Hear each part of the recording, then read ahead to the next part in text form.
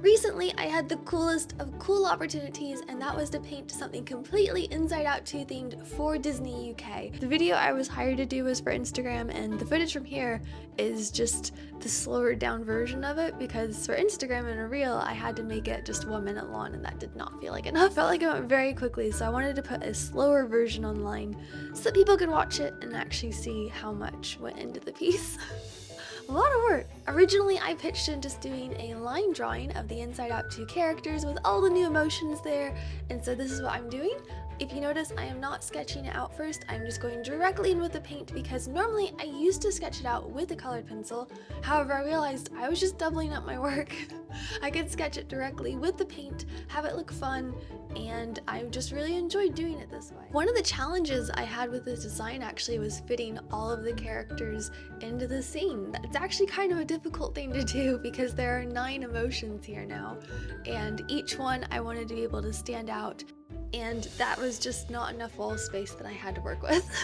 It was essentially a square that I had in this room, and so the design that I went with is I worked out I could put them in the bottle, and I could have the other motions that were new on the outside, and the original motions are all bottled up, which is what happens in the movie.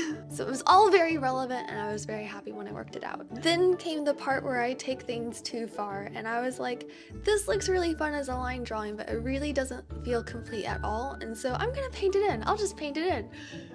So I started to paint it in, and I started out with a navy blue background and backdrop because I wanted something darker. I normally never paint my wall this dark, so I was a little bit scared about that, but went with the dark color so that the colors of the emotions would stand out, and that's actually the main reason I am painting this in. When I did the line drawings, I was like, it's just not colorful enough.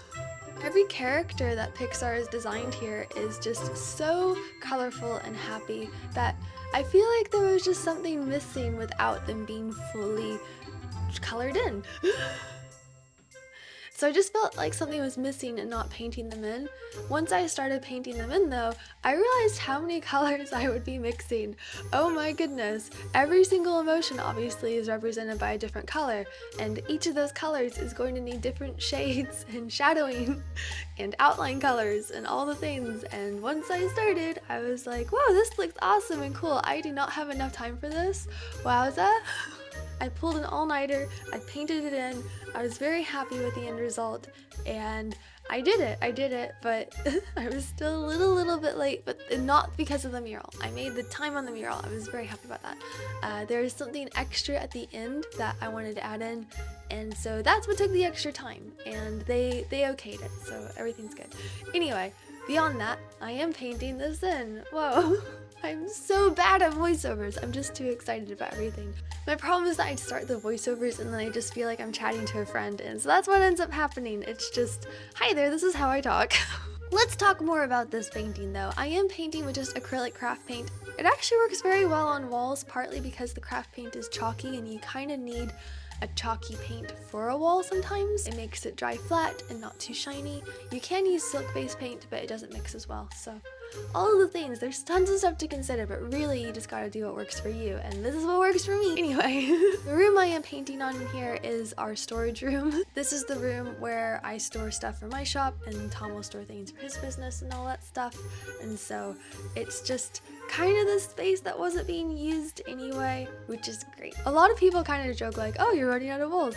And the thing is, like, I've actually not done that many wall murals, which sounds crazy saying because everyone will be like, what do you mean? I've seen so many. But I've done the toothless wall mural. I've done my Studio Ghibli bathroom downstairs. Well, actually, this is the wall I've repurposed from BB-8, so same wall. I did an up mural in the kitchen, and I painted over it because it just kind of, the scene from Up's kind of sad. So I was just getting sad every time I got in the kitchen. I was like, whoa, cool, Up, I love Up. And then every time I saw the painting, I was like, Ellie, oh, Ellie.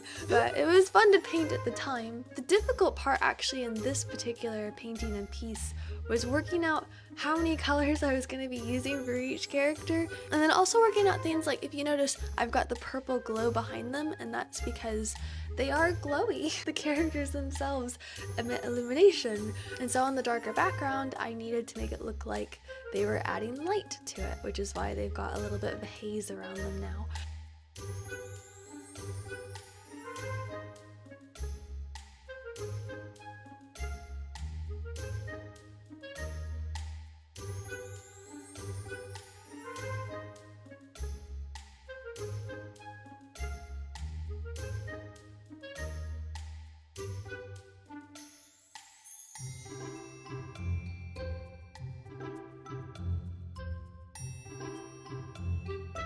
Once the characters were done, I felt like they needed a base to stand on, and green grass didn't feel quite right, but I wanted it to have a little bit of texture to it, so I went for purple grass.